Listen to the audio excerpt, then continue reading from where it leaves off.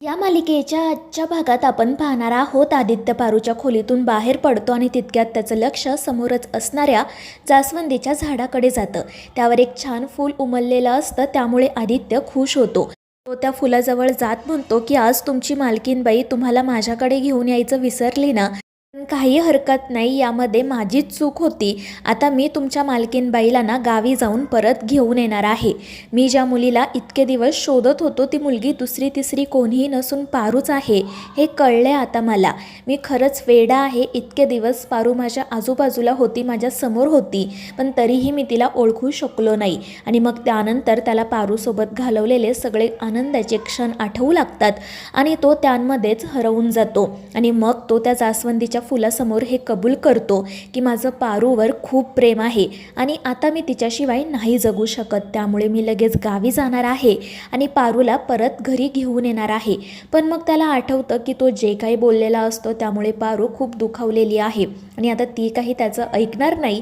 म्हणून मग तो प्रीतमला सुद्धा सोबत घेऊन जायचं ठरवतो. मात्र त्याने प्रीतमला सुद्धा दुखावलेलं असतं. त्यामुळे मग आता आधी प्रीतमला कसं मनवायचं हा तो विचार करू लागतो. दुसरीकडे पारू आणि गणी त्यांच्या गावाकडे जाण्यासाठी निघालेले असतात. पारूला सतत आदित्यचं बोलणं आठवत असतं आणि त्यामुळे ती नाराज असते. तर गणी तिला विचारत असतो की तायडे तुझ्या काय गं असं अचानक मनात आलं की गावी जावं. आणि त्यावेळी पारू म्हणते की अरे गणी, आपण तुझ्यासाठीच गावी जात आहोत ना. तुझी तब्येत बघ किती नाजूक आहे.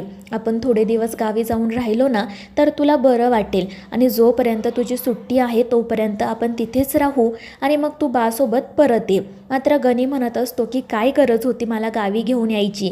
या सुट्टीमध्ये मला आदित्य सर आणि प्रीतम सर बाहेर फिरायला घेऊन जाणार होते. आणि त्यानंतर तो पारूला असंही म्हणतो की तायडे तू काळजी करू नको.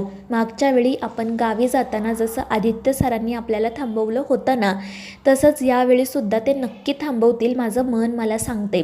कारण त्यांना तुझ्याशिवाय अजिबात करमायचं नाही. आणि ते ऐकून पारू गणीवर ओरडते. ती म्हणत असते की गणी हे काय बोलतोयस तू, तुला कळतंय का? ती मोठी माणसं आहेत. मात्र गणी म्हणू लागतो की तायडे तू उगाच काहीतरी बोलू नको. देवी आईने तुला लेक मानला आहे ना, त्यामुळे ते आणि आपण सारखेच आहोत.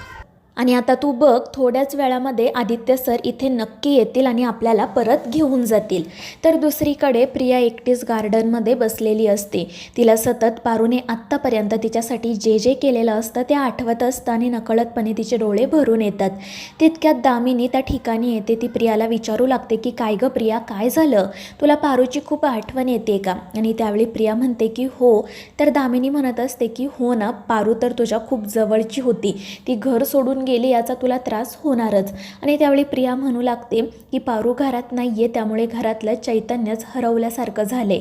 घरात मन लागत नव्हतं म्हणून मग मी इथे येऊन बसले. आणि त्यांचं बोलणं सुरू असतानाच दामिनीला तिच्या भावाचा फोन येतो. दामिनी त्याच्याशी बोलू लागते आणि त्याला इकडे येण्याची विनंती करते. तर तो म्हणत असतो की मी जर तिकडे आलो तर तुझी वहिनी मला शिक्षा करेल. तर दामिनी म्हणत असते की वहिनी काय आता पहिल्यासारख्या राहिल्या नाही. आणि ते ऐकून प्रिया रागातच तिच्याकडे पाहते. त्यामुळे दामिनी म्हणते की मला तसं म्हणायचं नव्हतं. माझ्या म्हणण्याचा अर्थ असा होता की वहिनी आता उठसूट कोणालाही शिक्षा करणार नाही. त्या खरंच खूप बदलल्या आहेत. त्यामुळे दादा तू मला भेटण्यासाठी नक्की ये, तुला वहिनी काही बोलणार नाही. आणि मग ती फोन ठेवून देते आणि प्रिया सोबत पुन्हा गप्पा मारू लागते. ती प्रियाला सांगत असते की माझ्या दादाचा स्वभाव खराब आहे ना, त्यामुळे वहिनींना तो अजिबात आवडत नाही. पण आता तो वहिनींना नक्की आवडेल. त्यांना तू तरी आधी कुठे आवडत होती, पण आता तर तू सुद्धा आवडतेस ना. आणि तिचं असं बोलणं ऐकून प्रिया रागातच तेथून निघून जाते. त्यानंतर जेव्हा ती तिच्या खोलीत येते तेव्हा प्रीतम एकटाच खिडकीमध्ये बसलेला असतो. प्रिया विचारत असते की प्रीतम काय झालं, तुम्ही असे नाराज का आहात? आणि त्यावेळी प्रीतम म्हणतो की प्रिया मला खरंच कळत नाही आहे की या घरातील माणसांना काय झाले. मोठे चुकल्यावर त्यांना कसं समजवायचं? आणि ते ऐकून प्रिया विचारते की नेमकं कोणाबद्दल बोलताय तुम्ही? आणि मग प्रीतम तिला आदित्य आणि पारूमध्ये जो काही वाद झालेला असतो त्याबद्दल सांगतो आणि म्हणतो की दादाने सांगितल्यामुळेच पारू घर सोडून निघून गेली. आणि ते ऐकून प्रियाला धक्काच बसतो. ती म्हणत असते की इतकं सगळं घडलं आणि घरात कोणाला काही कसं माहीत नाही. तर प्रीतम म्हणू लागतो की अगं ती पारू आहे, तिने आत्तापर्यंत आपल्यासाठी काय काय केलं आहे माहिती आहे ना तुला. स्वतःला कितीही त्रास झाला ना तरी ती तो कोणालाही सांगणार नाही. पण आता मला दादाचा खरंच खूप राग येतोय. त्याने पारूसोबत असं वागायला नको होतं. तर प्रिया म्हणत असते की प्रीतम काळजी करू नका, पारू नक्की घरी परत येईल. आणि तितक्यात आदित्य धावत पळत त्या ठिकाणी येतो. तो प्रियाला म्हणू लागतो की प्रिया, मला तुझी परवानगी हवी आहे, मला तुझ्या नवऱ्याला, माझ्या भावाला कुठेतरी घेऊन जायचंय. प्रिया विचारते की दादा कुठे, पण आदित्य म्हणतो की ते मी नंतर सांगेल आणि तो प्रीतमचा हात धरून त्याला पळतच बाहेर घेऊन येतो. त्यानंतर ते दोघेजण अहिल्या आणि श्रीकांतकडे जातात. ते त्यांना विचारत असतात की कुठे निघाली आहे तुमची जोडी. आणि त्यावेळी आदित्य म्हणतो की आई बाबा, माझ्या हातून खूप मोठी चूक घडली आहे. आणि ते ऐकून श्रीकांत हसतच म्हणतो की आदित्य, तुझ्या हातून चूक घडू शकत नाही. एक वेळ तू असं म्हटलं असताना की प्रीतमच्या हातून चूक घडली आहे, तर आम्ही ते मान्यही केलं असतं. आणि ते ऐकून सगळ्यांनाच हसू येतं. तर आदित्य खाली मान घालून म्हणतो की नाही बाबा, यावेळी खरंच माझ्याकडून खूप मोठी चूक घडली आहे. मी कोणाचं तरी मन दुखावलं आहे, कोणावर तरी विश्वास ठेवलेला नाही आहे. आणि ते ऐकून श्रीकांत विचारतो की तू हे सगळं पारूबद्दल बोलतोयस का. आणि त्यावेळी आदित्य म्हणतो की हो बाबा, पारूने आत्तापर्यंत आपल्या घरासाठी खरंच खूप काही केलं आहे, मात्र मी त्या सगळ्याचा मान न ठेवता तिला वाटेल तसं बोललो, तिच्याशी वाद घातला, तिच्यावर थोडाही विश्वास ठेवला नाही आणि तिला अक्षरशः या घरातून निघून जा असंही सांगितलं. माझ्या हातून खरंच खूप मोठी चूक घडली आहे, चूक नाही तर गुन्हा घडला आहे. आणि आदित्यचं हे बोलणं ऐकून अहिल्या म्हणते की आदित्य, मग आता तू काय करायचं ठरवलंय. तर आदित्य म्हणत असतो की आई, मला पारूला या घरात परत घेऊन यायचं आहे, तिची माफी मागायची आहे. आणि ते ऐकून अहिल्या आणि श्रीकांत म्हणतात की आदित्य, तू तुझी चूक सुधारतोय हे बघून आम्हाला खरंच खूप आनंद झालाय. आणि ते आदित्याला मोठ्या मनाने परवानगी देतात की जा आणि तू पारूला परत घरी घेऊन ये. त्यामुळे आदित्य आणि प्रीतम खूपच खुश होतात आणि मग ते दोघेजण आनंदाने पारूच्या गावी जाण्यासाठी निघतात. पण यामुळे ती दामिनी मात्र घाबरते. दुसरीकडे पारू त्यांच्या गावी पोहोचलेले असतात आणि मग ते दोघेजण एका आजींकडे जातात. पारूला बघून त्या आजींना तर खूपच आनंद होतो. त्या म्हणत असतात की माझी लक्ष्मी परत आली. आणि त्यामुळे पारू देखील खुश होते.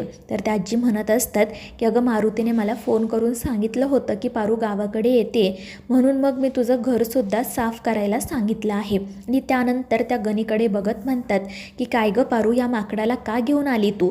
त्यामुळे गणी चिडतो, पण पारू त्याला शांत राहायला सांगते. मग पारू त्या आजींना म्हणू लागते की आमचं घर साफ होईपर्यंत आम्ही इथे राहिलं तर चालेल ना. तर आजी हसून म्हणतात की अगं, ही काय विचारायची गोष्ट झाली का, हे तुझंच घर आहे, तू हवं तेव्हा इथे येऊन राहू शकते. आणि ते ऐकून पारू खुश होते. तर त्या आजी तिला विचारू लागतात की पारू, मला एक कळत नाही आहे की तू तुझ्या देवी आईंना सोडून अचानक अशी गावी का निघून आली, कारण तुझं तुझ्या देवी आईवर किती प्रेम आहे हे काय मला माहीत नाही का. पण त्यावेळी पारूला काय उत्तर द्यायचं तेच कळत नाही. आणि त्यामुळे त्या आजी म्हणतात की पारू, माहीत नाही का, पण असं वाटतंय की तुझ्या मनात काहीतरी वेगळं सुरू आहे आणि तुझ्या ओठांवर काहीतरी वेगळंच. दुसरीकडे आदित्य आणि प्रीतम पारूच्या गावी जाण्यासाठी निघालेले असतात. प्रीतम आदित्यला म्हणत असतो की दादा, तुला काय मधून झटके येतात का रे.